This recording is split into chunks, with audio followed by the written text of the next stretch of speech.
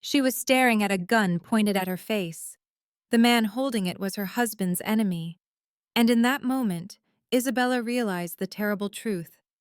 The fake boyfriend she hired for one Christmas dinner had dragged her into a world where love and death walked hand in hand. But let me take you back to where it all began.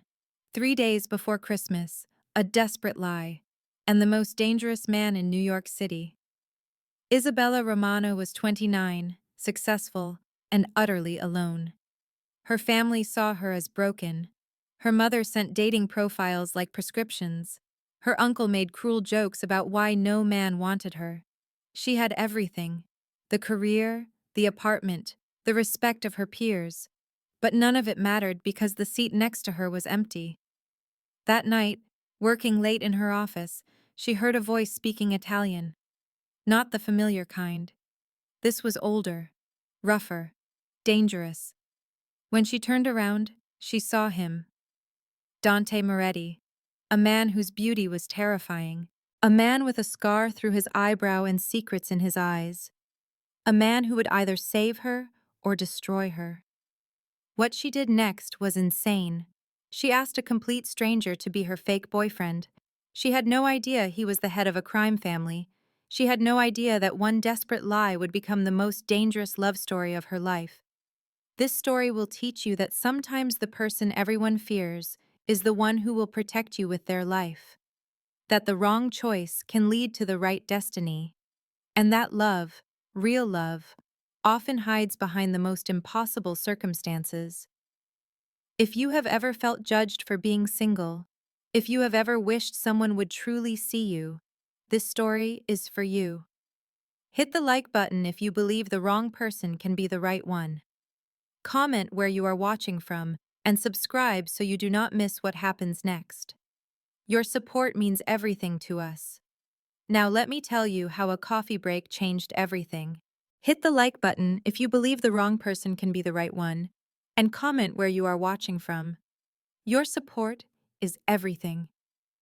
Outside her law firm, heavy snow made Manhattan look perfect, but Isabella saw none of it. Her fingers were stiff on the keyboard. Words on the page blurred as panic constricted her chest. Her phone buzzed. It was her mother, pleading with her to bring a date this year. The text mentioned Uncle Vincent, and Isabella shut her eyes against the memory. Last Christmas, he had asked if she was a lesbian, suggesting she was too picky or career-focused. The unspoken message was that she was broken. But she was a top attorney with a beautiful apartment and loving friends. She had built a good life. Her family only cared about the empty seat next to her.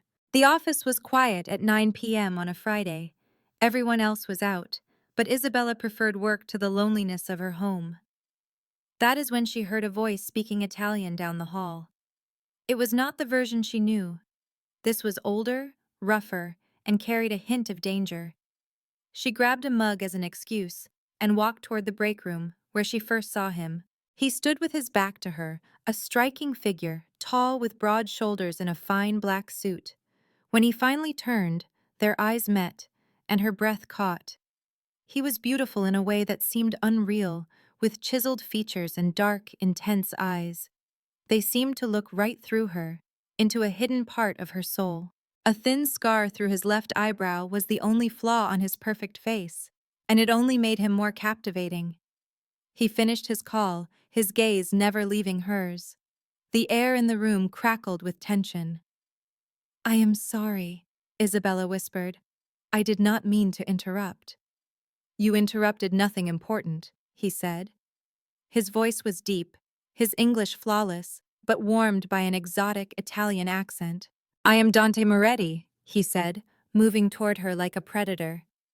"Isabella Romano," she replied, taking his extended hand.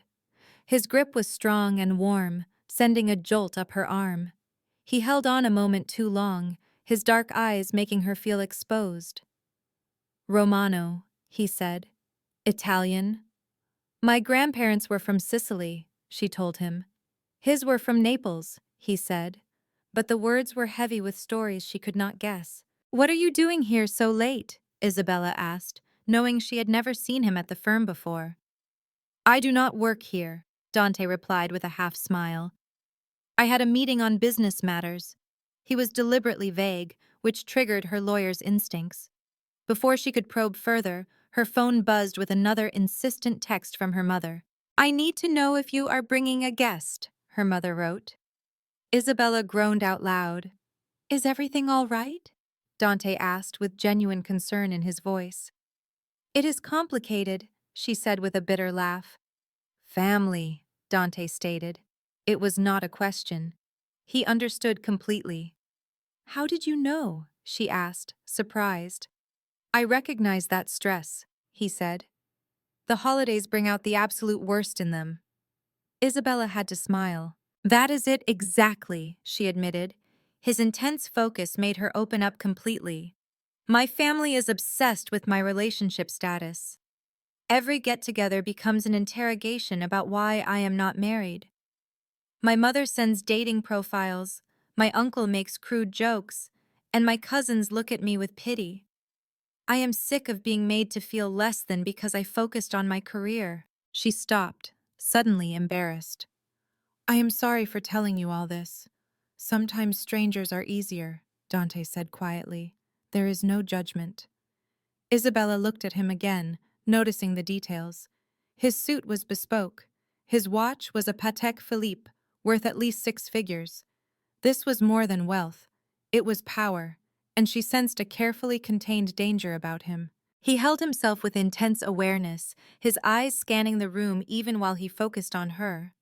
She noticed a slight bulge under his jacket. What business are you in? She asked. Import and export, he said smoothly, too smoothly. My family has many interests. Then, an insane idea took hold of her. Can I ask you something crazy? His scarred eyebrow lifted. I find crazy questions the most interesting. Would you be my fake boyfriend for one night? The question tumbled out, and she immediately wished she could take it back. Her face grew hot. Oh my God, forget I said that. It was inappropriate. She turned to go, but his hand gently caught her wrist, stopping her. Wait, he said. Tell me more. With her heart pounding, she explained about the family Christmas party in 3 days. They are all going to grill me about my love life. I just thought if I showed up with someone, they would leave me alone. But you are a complete stranger. This was a terrible idea. Talking to a total stranger. He still held her wrist, his thumb a warm pressure against her frantic pulse. He had to feel how fast her heart was beating. What would this arrangement require? He asked, his voice low and intense. Just one night? Isabella nodded, a flicker of hope in her chest. One night, she confirmed.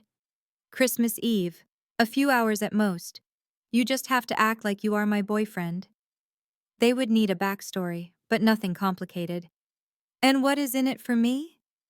Her stomach sank. In her panic, she had not considered his side of the bargain. I can pay you, she offered, the words tasting like shame. I have money saved. A dark look crossed his face, a flash of something like offense. I do not want your money, Isabella. Then what do you want? She asked, lost. He studied her for a long moment, his gaze so focused it felt like a touch. The small smile returned, the one that never quite reached his eyes. I have a proposal. I will be your fake boyfriend for your family, and you will be my fake girlfriend for one of my own obligations. A trade. Isabella stared at him. You need a fake girlfriend? A man who looks like you?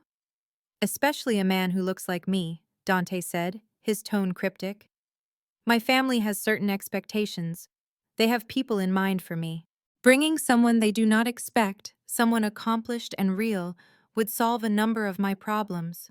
Real. The word seemed to echo in the quiet room. Isabella felt a blush creep up her neck. So we would be helping each other, she said, thinking it through. Exactly. No money involved. No attachments beyond the events we agree to. Just a simple solution to 2 different problems. He held out his hand. Do we have a deal? Isabella looked from his strong hand to his unreadable face. Every logical thought screamed at her to run. He was a stranger. She knew nothing about him. This was reckless. but the part of her that was so tired of being judged was louder than her fear. She placed her hand in his. Deal. His grip was warm and solid. This time, when he smiled, it was genuine. It lit up his eyes, transforming his handsome face into something breathtaking. We should exchange numbers, he said, already holding his phone. We should meet before the events, to make our story convincing. Right, Isabella agreed, trying to sound businesslike even as her hand tingled from his touch. When is your family event? New Year's Eve, Dante said. My mother is hosting a party. It is very formal. You will need a gown. I have dresses, Isabella replied, a little defensively. Of course, Dante said, though his eyes held a hint of amusement. I did not mean to offend. It is just that my mother is from another world. She will examine every detail. Wonderful, Isabella muttered. No pressure. After swapping numbers, Dante looked at his phone. I am sending you my address. Come by tomorrow around noon. We can have lunch and plan our story. Your address? She asked, a new wave of caution washing over her. Should we not meet somewhere public? He watched her for a second, deciding what to reveal. Isabella, he said, his voice serious. If we are going to do this, we need to trust each other. My life is not simple. People watch me. To convince our families, we need to be at ease with one another, and for that, we need privacy. People watch you? Her legal mind was racing. What business did you say you were in? Import and export, he repeated, but his voice held a clear warning. And that is all you need to know right now. If that is a problem, we can forget this ever happened. She should have left. Her instincts screamed that this man was dangerous. But something in his gaze, an odd kind of honesty in his evasion, made her stay. Tomorrow at noon, she confirmed. Send the address. Dante's smile was one of approval. My driver will collect you. That is not necessary. It is, he stated firmly. Where I live is not easy to find, and if we are dating, I would not allow you to take a taxi. The old-world gallantry should have been absurd. Instead, it sent a strange warmth through her. Fine, she said, giving him her Tribeca address. His eyebrows lifted slightly. A good neighborhood. I manage, Isabella said with a small smile. Dante's laugh was real this time, a deep and surprising sound. I am sure you do. He checked an obscenely expensive watch on his wrist. I must go, but one more thing, Isabella. Yes? When we are with our families, we must be convincing. That means we must be comfortable with each other, comfortable with affection. Will that be an issue for you? Her throat went dry. His dark eyes were locked on hers, searching. No, she whispered. No problem. Good, he said softly. Then he reached out and gently brushed a strand of hair from her face, his fingers lingering on her skin for a heartbeat. Because pretending to be captivated by you, Isabella Romano, will not be difficult at all. And then he was gone. Isabella stood alone, her hand pressed to the cheek he had touched, wondering what she had just agreed to. The next day, Isabella changed her clothes 4 times. She told herself it was just a business meeting, but her hands trembled. She finally chose dark jeans, a soft cream sweater, and her best boots. It was casual, yet polished. At precisely noon, her doorman called. Miss Romano, a driver is here. Isabella went downstairs, expecting a simple car. A black Mercedes sedan with dark windows was waiting. A man in a tailored suit stood by the door. He was older, perhaps 50, with the watchful eyes of a security professional. Miss Romano, he said. I am Marco. Mr. Moretti sent me. He opened the door, and she slid into the rich leather interior. The car was silent as they moved into the city traffic. Where are we going? Isabella asked. Mr. Moretti's residence in Brooklyn, Marco replied. Red Hook. Isabella knew the area. It was industrial but changing, with converted warehouses and beautiful views. It was also isolated. They crossed the Brooklyn Bridge, the clear winter sky making the city skyline sharp and bright. When they arrived, Isabella was stunned. It was not an apartment building. It was an entire warehouse on the waterfront, a fortress of red brick and massive windows, completely private. "This is his home?" she asked in disbelief. "One of his properties," Marco said without emotion. He opened her door, and she stepped onto a cobblestone drive. The front door of the massive building opened. Dante stood there. Her heart gave a complicated lurch. He was dressed simply in dark jeans and a black sweater that fit his powerful frame. His hair was still damp. In the bright daylight, he was even more handsome than she remembered. "Isabella," he said, and the way her name sounded in his slight Italian accent made her feel warm all over. "Welcome." She walked toward him, suddenly aware of Marco behind her and the security cameras on the walls. She was entering his world, and she did not know any of the rules.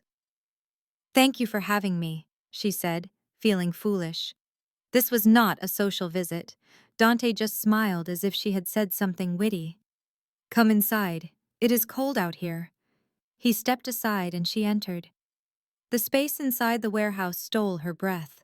It was a single, massive room that seemed to go on forever. They had taken everything. The system left her alone, proving that only power truly protects. This meeting was her last chance. She walked toward Dante, aware of every hidden camera watching her. The cold made her shiver, her exhaustion a heavy weight. She felt completely exposed. Then he spoke her name, his voice surprisingly gentle. "Welcome. Come inside." For a brief moment, the constant fear eased. The warehouse was enormous, a center of immense power. In this place, she realized, the rules were different. Here, justice was possible. The injustice was in the scale of the room. 20-foot ceilings and exposed brick walls dwarfed her. The space was flooded with light from enormous windows, illuminating expensive, minimalist furniture. This place was a fortress of wealth and power, and she was completely out of her element. Power, she realized, was a kind of protection, and she was about to find out if she was under its shield or in its shadow. Isabella turned, taking it all in. "This is incredible," she said. Dante watched her, pleased. "I had it converted about 5 years ago. I like my space." His words hung in the air. "You're right to be cautious," he said gently. "You barely know me. This whole situation is strange." Isabella smiled, a flicker of defiance. "Strange is an understatement." Dante's laugh was a welcome sound. "Come, let's eat. We have much to discuss." He led her to a dining table already set for two. An older woman with kind eyes, maybe 60 years old, emerged from the kitchen. "This is Rosa," Dante said. "She has been with my family since I was a boy." Rosa served them plates of pasta carbonara. The rich smell made Isabella's stomach ache with a hunger she had not noticed. "You are too thin," Rosa said, in the exact tone Isabella's grandmother used. "Eat." She then vanished into the kitchen. "Your family seems as worried about you as mine," Isabella remarked.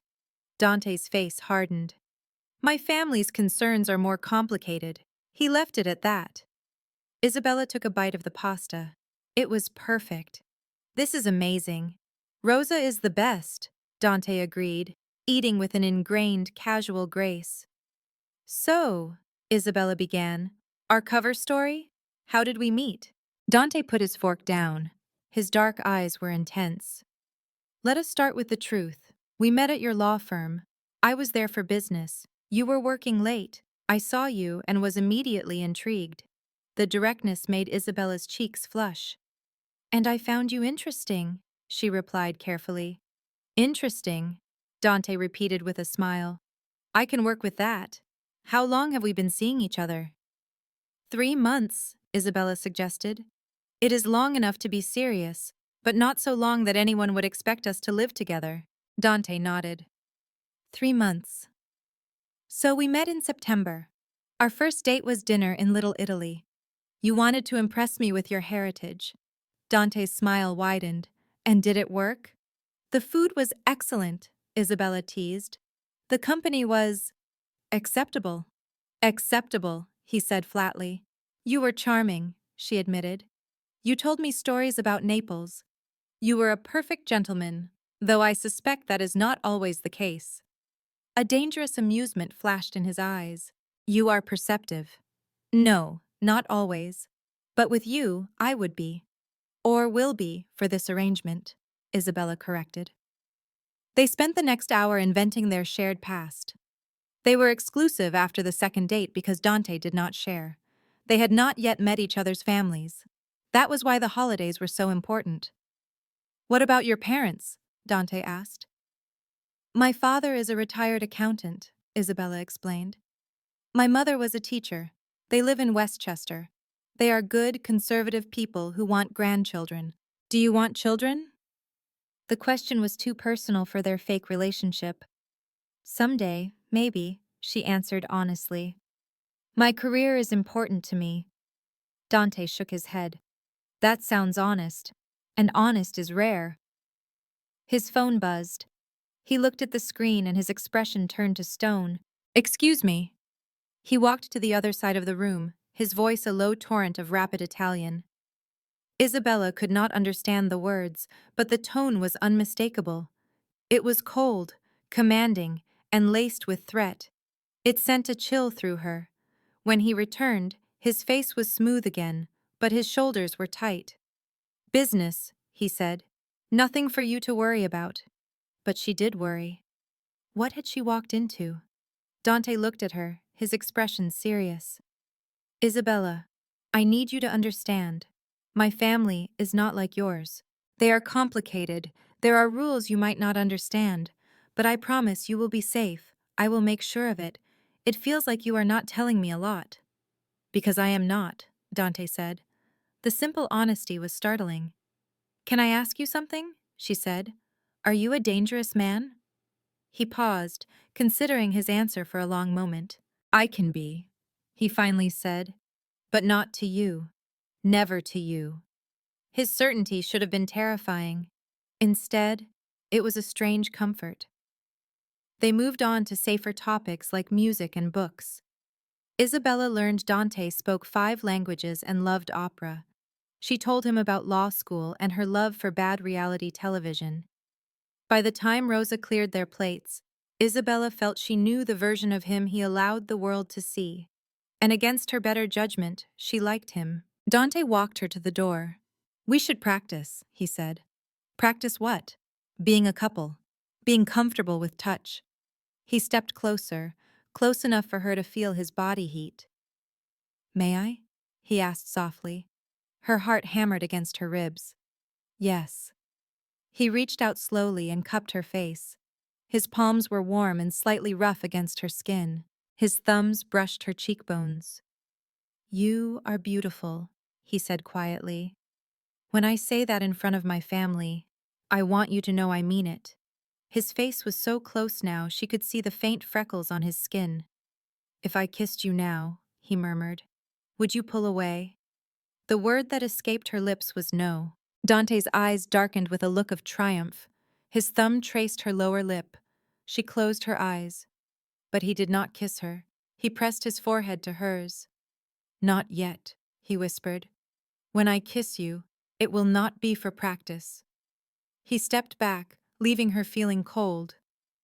I will pick you up Monday at 9 in the morning, he said, his voice all business again.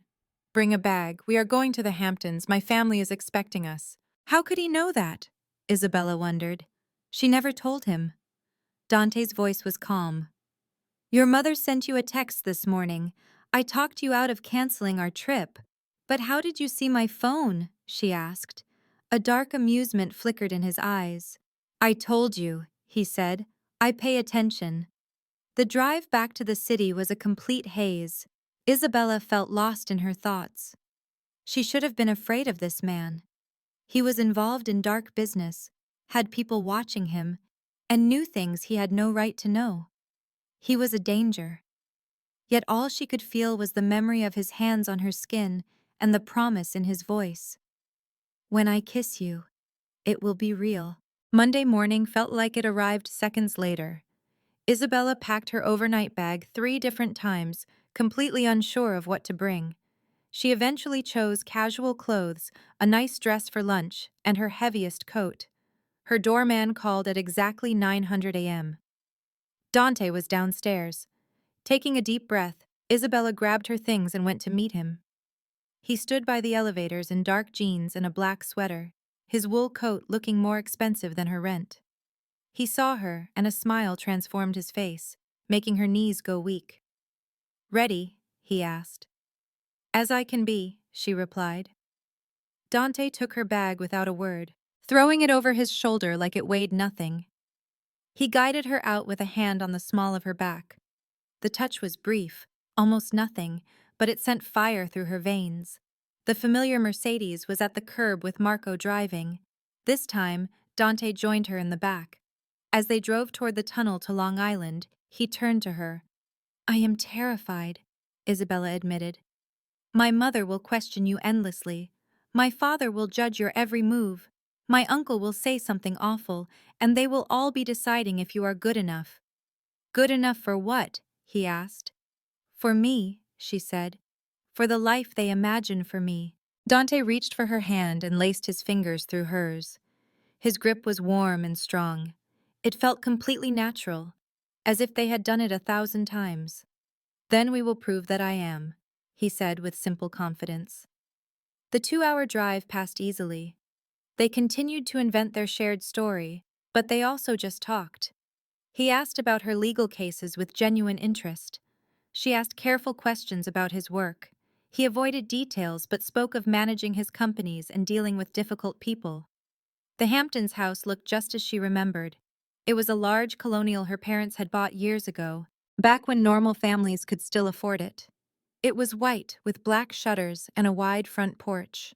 Several cars already filled the driveway. Her aunt and uncle were early, as usual. Isabella's stomach clenched. "Last chance to run," she said, trying to make it a joke. Dante squeezed her hand. "I never run from a commitment, Isabella." "Neither do I," she confessed. "Then, let us begin." He stepped out of the car first and came around to open her door. He retrieved her bag from the trunk with smooth, practiced motions. He was a man raised with old-world courtesy. Her mother must have been watching from a window. The front door swung open before they reached the steps. Isabella Darling, her mother, Maria Romano, rushed toward them. She was a small woman, barely 5'2", wrapped in a cloud of perfume. But she barely looked at her own daughter. Her eyes were fixed on Dante. "And who is this handsome man?" "Mom," Isabella began, trying to keep her voice even. "This is Dante, my boyfriend, Dante Moretti." The title felt strange to say, but Dante played his role without flaw. He put down the bag and offered his hand to Maria. "Mrs. Romano," he said with a warm smile, "it is a true pleasure to finally meet you. Please, call me Maria. Let me get a good look at you." "Oh, Isabella, you failed to mention how handsome he is." "Mom," Isabella whispered, her face burning. Maria just laughed. "Come inside, both of you. Everyone is waiting to meet him." The house was warm and smelled like cinnamon and pine. Isabella's father, Robert, came out of his study. He was a tall, thin man with gray hair and a reserved nature. "Dad, this is Dante." Robert offered his hand, and Isabella held her breath. Her father's handshake was a test of character. Dante met it with equal force. "Mr. Romano," Dante said with respect, "thank you for having me in your home." Robert gave a slow nod. "Maria says you own a business." "What kind?" "Import and export," Dante answered smoothly. "My family has interests in shipping, real estate, and restaurants. We are diversified." "Sounds like a success," Robert said. "It keeps me occupied," Dante replied, then added the perfect line. "Though Isabella keeps me more occupied. She taught me life is more than just work." That was the perfect thing to say. Robert's face softened, and Maria beamed with joy. "Come," she said, taking Dante's arm. "You must meet everyone else." The living room was packed and loud. Uncle Vincent and Aunt Teresa were there, along with her cousins, Angela and Marie, and their husbands. The noise stopped the moment Dante walked in. You could hear a pin drop. Isabella knew why. He looked like a man from a movie. He was tall, dark, and handsome, carrying an aura of quiet power. He was an exotic creature in their simple, ordinary home. "Everyone," Maria announced with pride. "This is Dante, Isabella's boyfriend." The reaction was instant. Her cousins exchanged a look that clearly meant, how did she find him? Uncle Vincent got to his feet, sizing Dante up. "Dante Moretti," Dante said, shaking his hand. Vincent's grip was a challenge. "Are you Italian?" he asked. "I am," Dante replied calmly. "From Naples." "Good," Vincent grunted. "We are Sicilian." "My grandparents were from Palermo," Dante added.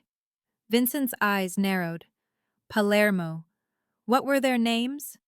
Dante answered instantly. "Giovanni and Lucia Romano." For a moment, Vincent was silent. Isabella saw something shift in his face.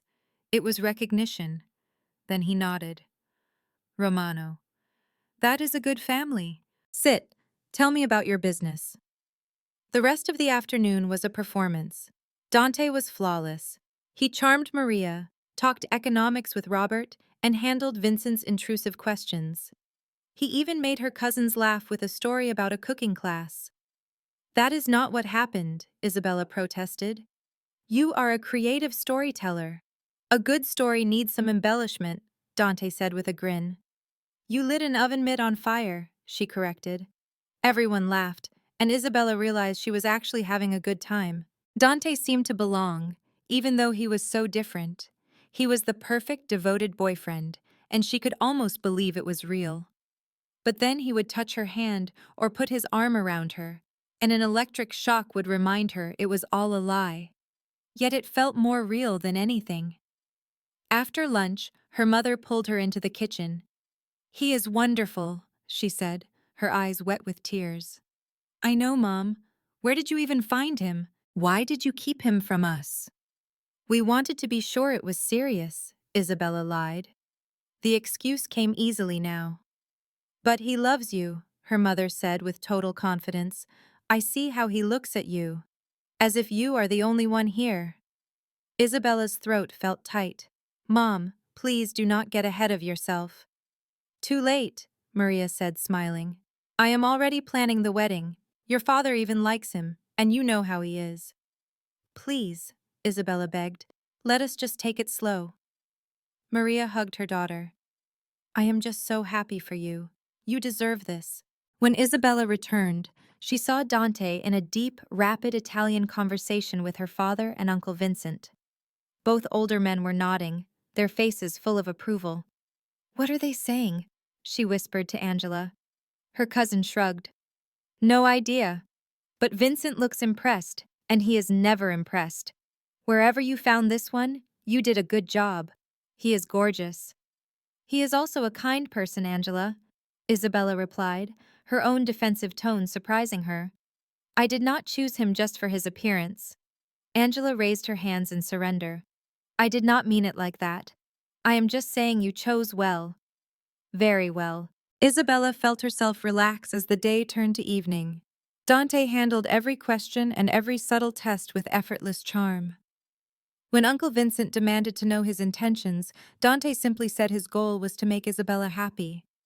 When her aunt asked about children, he looked at Isabella and said it was a decision they would make together. When a cousin questioned if it was serious, Dante took her hand. He explained that when he was with her, everything else just faded away. His answer was perfect. It was romantic but not fake, and sincere enough to hide the truth. The intense way he looked at her when he spoke almost made Isabella believe the story herself. As guests began to leave, her mother Maria pulled Dante aside. Isabella watched them speak quietly before her mother gave him a tight hug. His expression softened in a way she had never seen. "What did my mom tell you?" Isabella asked as they walked to the car. "She said that I am good for you," Dante answered quietly. "That she sees how much I care, and that I am always welcome in your family." "Does that feel strange to you?" Isabella asked. "Having my family welcome you into something that is not real?" Dante remained silent for a long moment, his hand warm in hers. What if this became real? he said softly. Isabella's heart seemed to stop. What did you say? He turned to face her in the driveway's dim light. What if we were not pretending anymore, Isabella? What if we made this real? I do not understand, she whispered. From the first moment I saw you, Dante said, his hands moving to frame her face. I have not been able to think about anyone else. I notice the way you laugh and how you bite your lip when you are nervous. You see right through me. This was supposed to be a simple arrangement, a favor. It is not simple now, at least not for me. Dante, Isabella breathed. I have to know, he said, his forehead touching hers. Do you feel this too? Or am I alone in this? Her mind was a mess. This was moving too fast. He was a dangerous man involved in a world she could not comprehend. But her heart already knew the answer. Yes, she whispered. I feel it too. Dante let out a shaky breath, and then he kissed her. The kiss was soft at first, almost hesitant. But Isabella grabbed his coat, pulling him closer, and something between them broke free. The kiss deepened into a passionate demand, filled with the tension that had been growing since they first met. His hands were in her hair as she pressed her body against his. She kissed him back with a surprising hunger. When they broke apart, breathless, he rested his forehead against hers. This changes everything, he said with a smile. I know, she replied. Fear should have been her first response. But all she felt was a sense of rightness, like a missing piece of her life had just clicked into place. The drive back to the city felt different. Dante held her hand the entire way, his thumb tracing slow circles on her skin. The silence was not awkward, it was full of new energy. At her building, he walked her to the door. I will see you on Christmas Eve, he said. I will pick you up at 4. Isabella nodded. And Dante? Yes, thank you for making today so easy. He gave her that devastating smile. It was easy because I was with you. He kissed her again, a soft promise this time. Then he left her standing in the cold, her heart pounding, wondering what she had just done. Christmas Eve came too fast. Isabella tried to focus on work, but her thoughts kept returning to Dante. They exchanged texts constantly, short messages that made her smile. He sent her a photo of Rosa teaching him to make pasta. She sent one of her terrible attempts at wrapping gifts. When are you going to tell me what your family entails? She texted on December 23rd. He replied immediately. New Year's Eve, a formal dinner at my mother's house. You will meet everyone important. That does not sound worrying at all, she typed back. You will be fine, he wrote. I will be with you. His simple words warmed her. On Christmas Eve, Isabella took her time getting ready. She picked an emerald green dress that showed off her figure. She styled her hair in soft waves and carefully applied her makeup. The woman in the mirror looked different. She looked truly happy. Dante arrived at 4 o'clock on the dot. He stood at her door holding a large bouquet of white roses, dressed in a charcoal sweater that highlighted his warm skin. You look beautiful, he said, and the simple truth in his voice made her blush. You look pretty good yourself, she managed. He gave her the roses, then pulled a smaller box from his pocket. This is for your mother. Inside was a gold bracelet with a small cross. It is beautiful, Isabella said. Dante, you did not have to do this. I wanted to, he replied. She welcomed me. This is a sign of respect. The gesture was so thoughtful, it brought tears to her eyes. Thank you. At her parents' home, the party was in full swing. The entire extended family was there for the traditional Christmas Eve meal. The house smelled of cooking seafood and was filled with laughter and holiday music. Dante fit in perfectly, just as he had before. He helped her mother in the kitchen and talked about sports with the men. He even got on the floor to play with the small children, building block towers for them to knock down. But all night, his attention returned to Isabella. His hand would find hers. His eyes would search for her across the crowded room. When she laughed at a cousin's joke, he would smile as if her happiness was his own. After dinner, they all gathered to exchange gifts. These were mostly small tokens, as no one expected anything grand. But when Isabella opened the gift from Dante, her hands trembled. Inside the box was a first edition of her favorite book, To Kill a Mockingbird. She had mentioned it only once. He had remembered. Dante, she whispered, her fingers tracing the old leather cover. This is too much. It is not enough, he said quietly, his eyes locked on hers. Nothing would be enough. Around them, the family tried not to stare, but Isabella could feel their approval, their joy for her. Later, after the gifts and coffee, she and Dante found a quiet moment on the back porch. The winter sky was clear and filled with stars. Thank you, Isabella said, for being so good to my family, for making this so simple, for all of it. Dante pulled her into his arms from behind, and she leaned against his chest. His warmth surrounded her, and she closed her eyes. I should be the one thanking you, he said, his voice low. You reminded me what a family is supposed to be. What do you mean by that? My family, he said slowly, is nothing like yours. We do not have this kind of warmth. Everything comes with a condition, with a price. It felt like he was reminding me of a world I had forgotten. Isabella shifted in his embrace to look at him. Tell me about your family. Dante shook his head. Not yet. A darkness crossed his face. After New Year's. Once you meet them, we will talk. You will understand everything then. You are making me nervous, Isabella confessed. I am sorry, he said, holding her face between his hands. I do not want to, but I need your trust. Can you give me that? She knew she should say no and demand answers, but looking at him, she saw a raw vulnerability that silenced her logic. Yes, she whispered. I trust you. That is all that matters, Dante replied, kissing her gently. For now.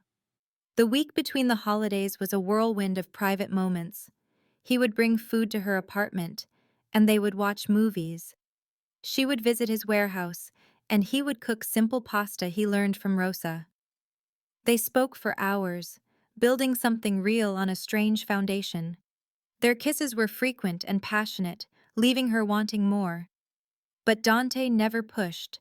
His control was more tempting than any forward advance. On New Year's Eve morning, a car arrived for Isabella. A garment bag was inside with a note in his sharp handwriting. Wear this tonight. You are always the most beautiful woman in the room. The bag held a black silk gown, elegant and timeless. It fit as if it were made just for her. A velvet box contained a pair of simple, stunning diamond earrings.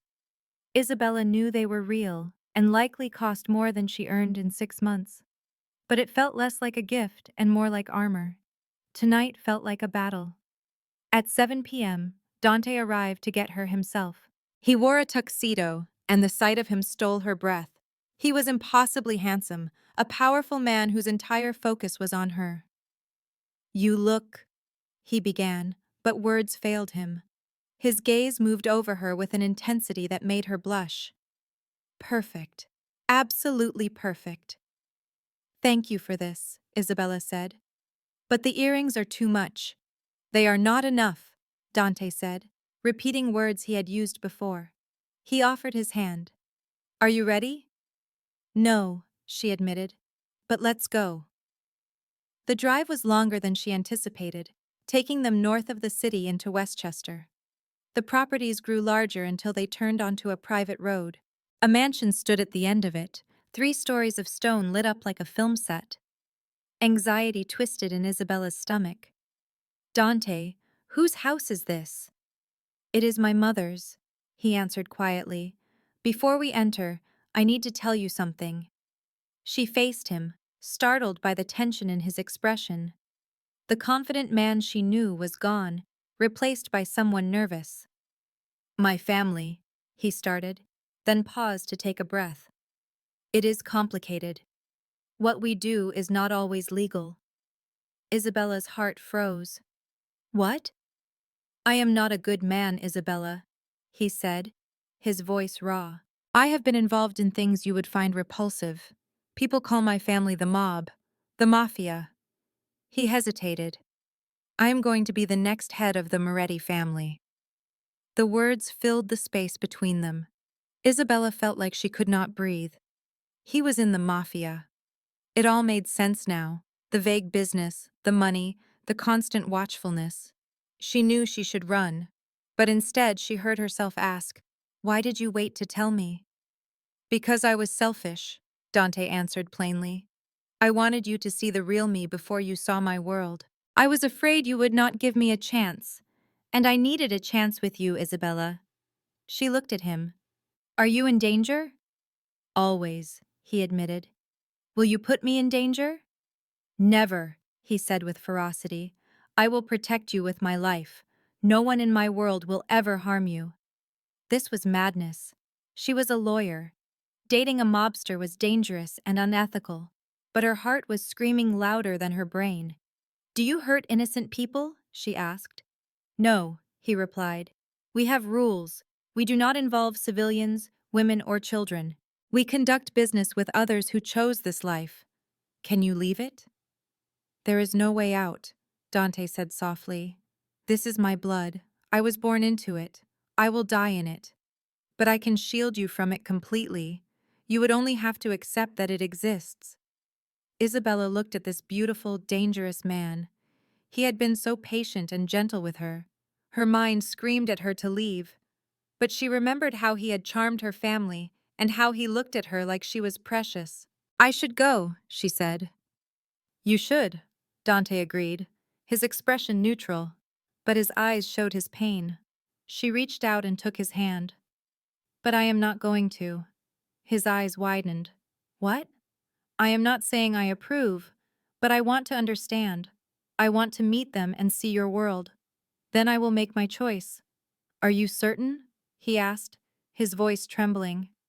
"No," Isabella said honestly, "but I am certain about you. Maybe that is enough to begin." He pulled her into a fierce embrace. "You are either the bravest or the craziest woman I have ever known," he murmured into her hair. "Probably both," Isabella replied with a small smile. The mansion's interior was even more stunning than its outside. Marble floors and crystal chandeliers filled the space. Dozens of people in expensive attire turned as Dante entered with her. A woman's voice called his name. She approached, and Isabella instantly saw the family resemblance. She was around 60, elegant, with the same intense eyes as her son. She wore diamonds casually, like someone born to power. "Mama," Dante said, his tone becoming formal. "This is Isabella Romano, my mother, Francesca Moretti." Signora Moretti's sharp eyes appraised her. "Romano," she said, "Sicilian." "My grandparents came from Palermo," Isabella said, her voice steady. Francesca's face softened almost imperceptibly. "A good bloodline. Let me see you." She circled Isabella like a predator studying its prey. "The dress is good. Dante has taste. The diamonds are suitable. You carry yourself well." She stopped directly in front of Isabella. "But are you strong enough for him?" "I do not know," Isabella answered truthfully. "But I am ready to find out." Francesca watched her for another moment before offering a smile that was neither warm nor cold. "Direct. I like that. Come." The rest of the evening was a blur. Dante introduced her to a stream of relatives and associates. They were all polite, but she felt their eyes on her, judging her suitability. An older man with silver hair and cold eyes watched her the most. He approached them later. "Dante, introduce me," he said. "Uncle S," Dante replied, an edge to his voice. "This is my girlfriend, Isabella Romano." Salvatore Moretti's cold gaze settled on her. "You are a lawyer," he stated. "Yes," Isabella confirmed, wondering how he knew. "And you know what our family does?" "Dante explained it to me," she said cautiously. "And you have no concerns?" She considered a diplomatic answer, but his eyes demanded the truth.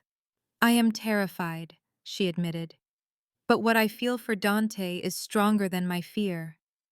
A flicker of something that looked like approval crossed Salvatore's face.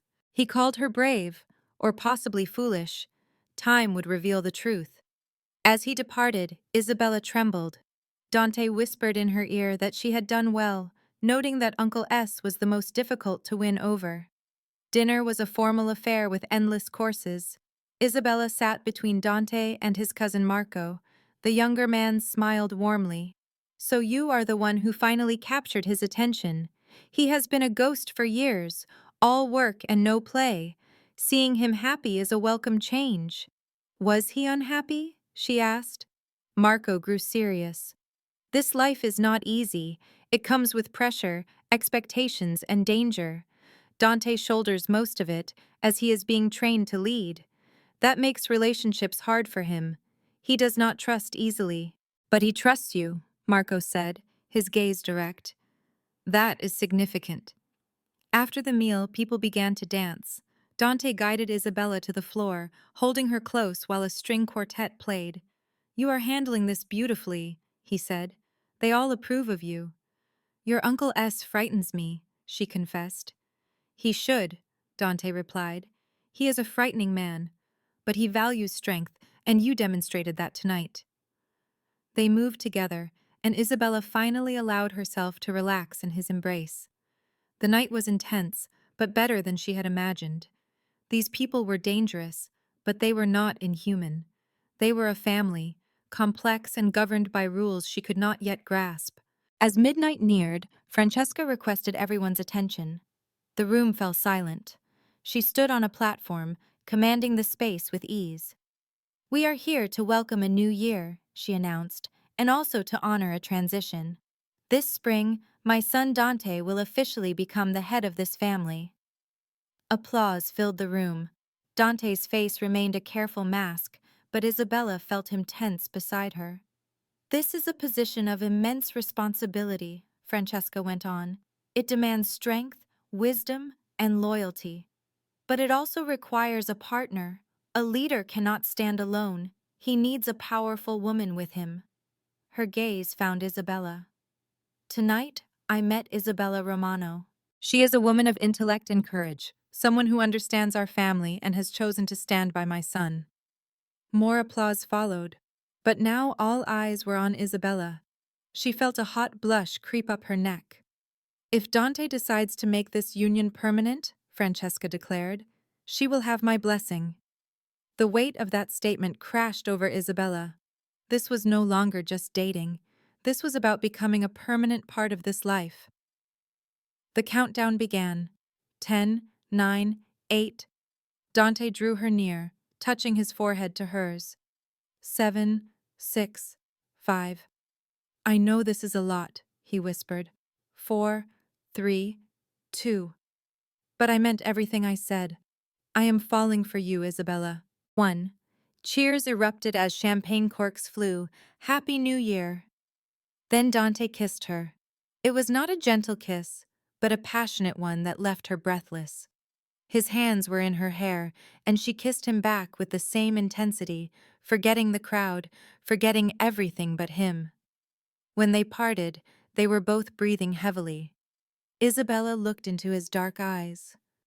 "I am falling for you too," she whispered, "even though you are completely out of your mind. And this is the most insane thing I have ever done." A slow smile spread over Dante's face.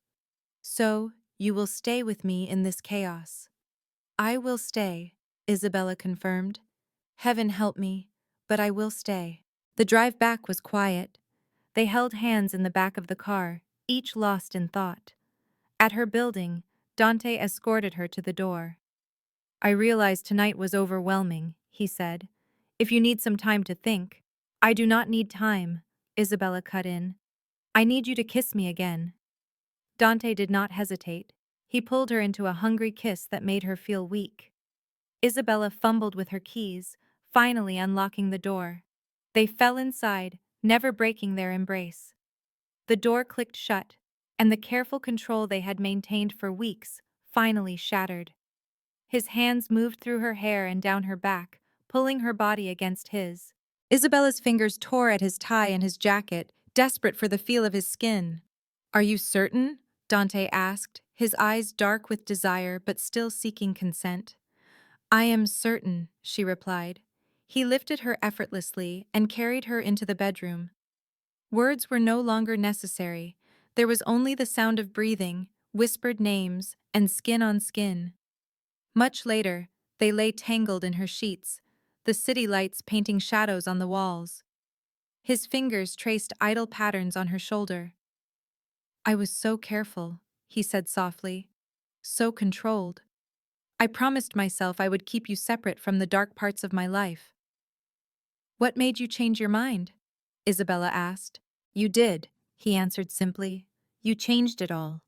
You see me for who I am and you do not run away, even when you should. You make me want to be a better man. You make me think that I can be. You are already better, Isabella said. You are kind and considerate. You were patient with my family. That is the real you, Dante. The other part is just your job.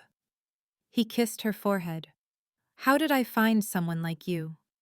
You agreed to a desperate woman's crazy idea in a coffee shop, she said with a small smile. That was not luck. That was fate. In the weeks that followed, Isabella learned to exist in Dante's world. She met more of his relatives and began to understand his business without knowing the details. He owned restaurants where she never had to pay. He had influence everywhere. People showed him a mixture of respect and fear. But she also saw the man behind the reputation. He read to children at a community center his family supported. He looked after Rosa, ensuring she had everything she needed. He remembered small things about people, showing he cared in subtle ways. Her own family adored him. Her mother called him constantly. Her father, Robert, invited him to play golf. Her uncle Vincent called him a good Italian boy, the highest compliment he could give. Isabella kept their relationship secret at her law firm, unsure how they would react. Her best friend Claire knew, and she was both terrified and fascinated. You are dating a mobster, Claire stated over coffee. A literal one. I know, Isabella admitted. It is not simple. Not simple? It is crazy. What if he goes to jail? Or what if, she trailed off, what if something worse happens? I am aware of the risks, Isabella said. I consider them every day. But with him, I feel more alive than ever before. He truly sees me, in a way no one else does. And I see him, not just the danger, but also the good. There is so much good in him. Claire saw the look on her friend's face and sighed. You love him. I do, Isabella confessed. On Valentine's Day, Dante took her to a restaurant his family owned. It was completely empty, closed just for them, and filled with candles and roses. Rosa had cooked a magnificent meal. Throughout dinner, Dante seemed on edge, his usual confidence gone. What is wrong? Isabella asked. Nothing is wrong, he said. Everything is right. And that is what terrifies me. He stood, and her heart began to race. She knew what this was. She had seen it in movies but never expected it for herself. Isabella Romano, Dante said, his voice unsteady. 6 weeks ago, you entered my life with an insane proposal. Be your pretend boyfriend. Make your family happy. Keep it uncomplicated. But you have been anything but uncomplicated. You have completely changed my world. You made me question everything I thought I knew about who I am and what I deserve. He took a small velvet box from his pocket. Isabella covered her mouth with her hands. I am not a good man, he continued. I am dangerous, and my life is messy. But I love you. I love you so much it scares me. You are the greatest thing that has ever happened to me, and I refuse to spend one more day pretending. This is anything but real. He opened the box to show her a ring. It was not flashy, but it was breathtaking. An emerald was surrounded by diamonds. I picked an emerald, he explained, to match the dress you wore at Christmas. That was the night I realized I was falling in love with you. Tears were now streaming down Isabella's face. Will you marry me? Dante asked. Will you take on this dangerous, complicated life and make it ours? Will you be my partner and my strength? Yes, Isabella cried. Yes, I will marry you. With trembling hands, Dante placed the ring on her finger and pulled her into his arms. They clung to each other, both of them crying and laughing at the same time. They were both struck by the sheer impossibility and perfect rightness of the moment. I love you, Isabella said into his chest. So much. Dante vowed to spend his life proving he deserved her words. Their late spring wedding merged their two worlds. A traditional ceremony in a small church was followed by a reception at one of Dante's properties. The two families, so different, found common ground in the celebration. Maria wept throughout the service, and Robert proudly walked his daughter down the aisle. When Dante lifted Isabella's veil, his hands were steady, but his eyes were filled with tears. I see you, he whispered, their special promise. And I always choose you. The reception felt enchanted as they danced under lights while the sun set. Dante's family gave speeches that both threatened anyone who might harm Isabella and warmly welcomed her. Isabella's family spoke of how Dante restored the light in their daughter's eyes. When they shared their first dance, the world faded away, leaving only the two of them. Their honeymoon was 2 weeks in Italy. He showed her the narrow Naples streets of his childhood and the restaurant that was his family's first legitimate venture. They explored the Amalfi Coast, swimming in brilliant blue waters and eating incredible food. On their last evening on a terrace above the sea, Dante asked her quietly if she ever regretted it, if she regretted saying yes to him and this life. Isabella considered the fear and the constant threat of danger. But then she thought of waking beside him, the way he looked at her, and the unique life they were creating together. Not for a single second, she answered. You never should, Dante said with intensity. You were the best choice I ever made. Returning to New York, they settled into their life together. Isabella joined a smaller law firm that was less inquisitive. Dante formally took control of his family, and she watched him lead with a careful wisdom. She grew accustomed to the constant security and the undercurrent of risk. But she also discovered the deep strength of Dante's family. When her mother fell ill, they protected her parents as if they were their own. When a case proved difficult, Dante's network provided support she never could have found alone. Their lives blended more completely than she had ever imagined. 1 year after their wedding, Isabella announced she was pregnant. Dante cried, a rare sight. Their daughter, Lucia, was born in February with dark eyes, named for both their mothers. As Isabella watched Dante hold their child, seeing the fierce love in his eyes, she finally understood the man she had married. He was a man of darkness, but also one of immense love. And every day he chose that love for her and their daughter. Sometimes, late at night, she would remember that moment in the break room. She was just a desperate woman with a wild idea. How could she have known that one question would lead to this? That a pretense for Christmas would become a lifetime of truth? Dante would notice her smiling. What are you thinking about? He would ask. How it all began, she would reply. The fake plan, how impossible we were. He would hold her close and whisper, nothing about us was ever fake, Isabella. The situation was, maybe. But my feelings were real from the very beginning. Years went by. Lucia was joined by a brother, Roberto, named for Isabella's father. Their children were raised in both cultures, learning Italian, family loyalty, and respect. They enjoyed large gatherings with Isabella's family and observed solemn traditions with Dante's. Isabella became his conscience, the only one who could soften his rigid nature. He trusted her completely, including her in business talks in a way no one had before. She kept a careful distance from the criminal side, but helped him guide the family toward more legitimate businesses, ensuring their people were still cared for. On their 10th anniversary, Dante recreated their proposal dinner at the same restaurant. But this time, Isabella had her own surprise. She gave him an envelope. Inside were legal documents. As he read them, confusion turned into disbelief. You bought the building, he said, the coffee shop where we met. Isabella confirmed it. It was scheduled to be demolished for new condos. I couldn't allow that to happen. That place changed our lives, so I bought it. I thought we could make it a community space, she explained, a place where other people might find their own impossible love. Dante's rare tears fell again. How did I get so lucky? He asked. The same way I did, she said, taking his hand. We took a risk on the impossible. That is not luck, my love. That is commitment. They renovated the old shop into a cafe and community center. On the wall, a small plaque simply read, "Where it all began." When visitors asked about it, the staff just said it was a love story. Love can appear in the most unlikely of ways. The person you least expect can be the one you need the most.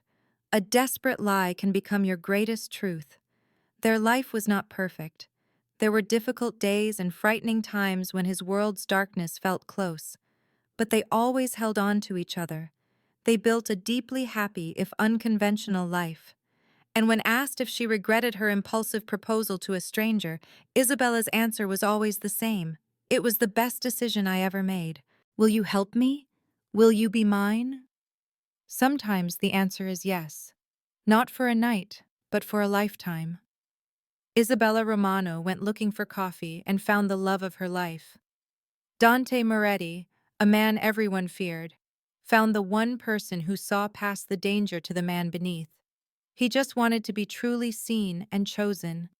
In the end, they gave each other what they needed most. She gave him light, and he gave her safety. Together, they created a love that was fierce, real, and unbreakable, all born from a lie that became their truest reality.